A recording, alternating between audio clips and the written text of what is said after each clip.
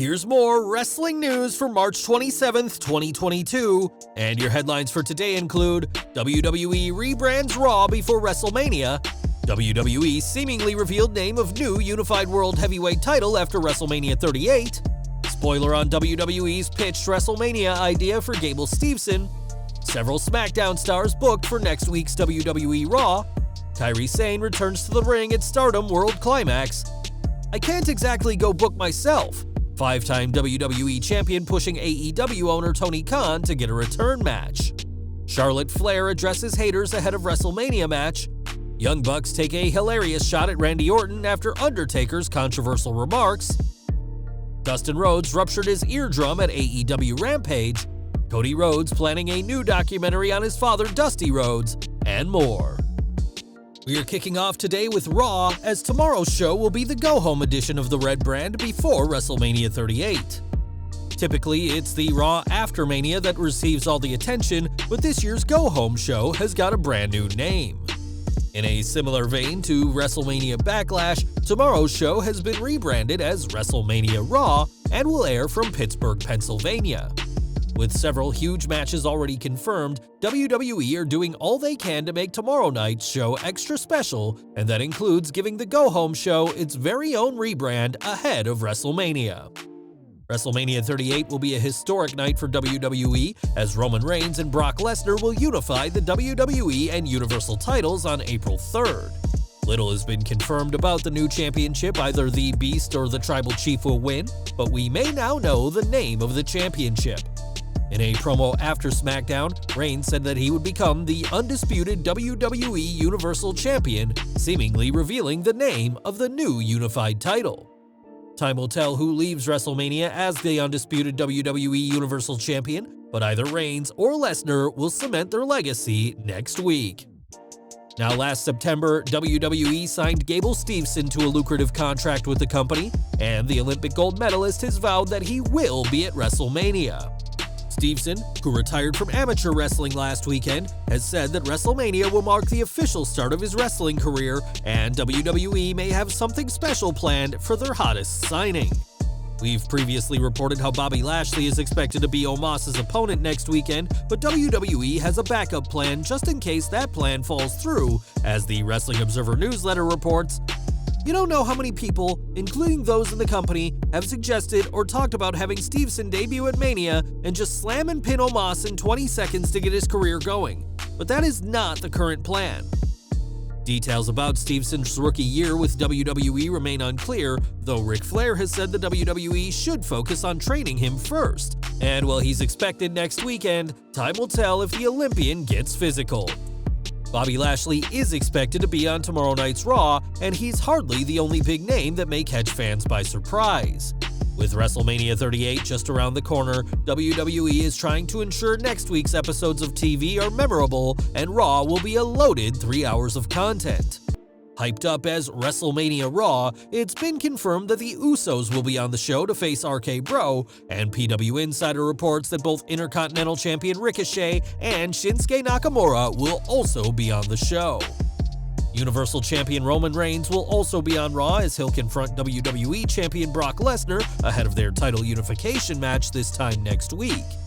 Shayna Baszler, Natalya, Sasha Banks, and Naomi will also be making the trip from SmackDown, as they'll be on separate teams in a huge 8-woman tag team match, also featuring Queen Zelina, Carmella, Rhea Ripley, and Liv Morgan. With huge confrontations and interpromotional matches, it's no wonder why WWE are billing this show as a WrestleMania-sized Raw, as the company wants as many eyes on their product heading into their two-night show.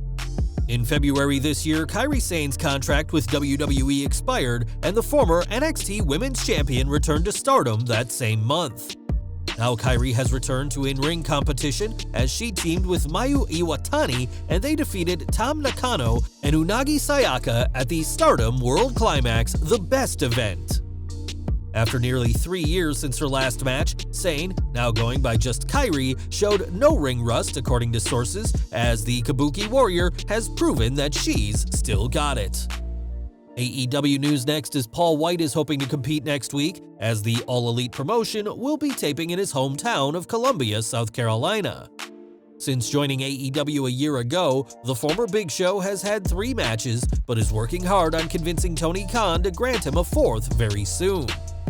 Speaking on the Rob Brown Show, White explained his talks with the AEW president, saying, "I'm really hoping that a lot of fans will come out and experience AEW and see the difference. Myself, I'm talking to Tony Khan. I can't exactly go book myself, but I'm trying real hard to get a match." White's last match on AEW Dark Elevation in October 2021 saw him defeat 3 men in a handicap match, and no matter who the former world champion faces, he's just hoping to have a match on TV next week. Back to WWE, as SmackDown Women's Champion Charlotte Flair will defend her title against Ronda Rousey next week in the Queen's 6th straight title match at WrestleMania. Since coming to WWE, Charlotte has always faced criticism from fans claiming she's only in the position she's in because of her last name, but the champ herself sees things another way. On WrestleRant Radio, Charlotte addressed the claims that she hogs the title picture and said that given her consistency as a performer, with no lengthy injuries or time off, it makes sense that WWE keeps one of their most talented stars in a prominent position.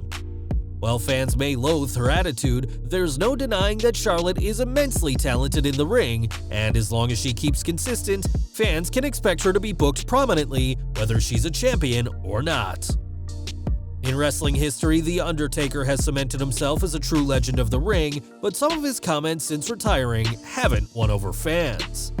Last year, the dead man complained how the wrestlers these days are soft and not real men, an ironic claim considering he's the one getting mad at others for playing video games. Nevertheless, The Undertaker's comments have seen plenty of people weigh in, and now that includes the Young Bucks. In their latest Twitter bio, the brothers poked fun at the dead man's comment that today's wrestlers aren't tough, saying that the current generation are ridiculed, body-shamed, face the threat of cancellation, and have their life's work mocked daily thanks to social media. The Bucks also said that at least nobody poops in their bags, which isn't a dig at the dead man, but Randy Orton instead. In 2006, Orton allegedly relieved himself in the bag of one of the divas at the time, during arguably the height of the Viper's most unprofessional antics.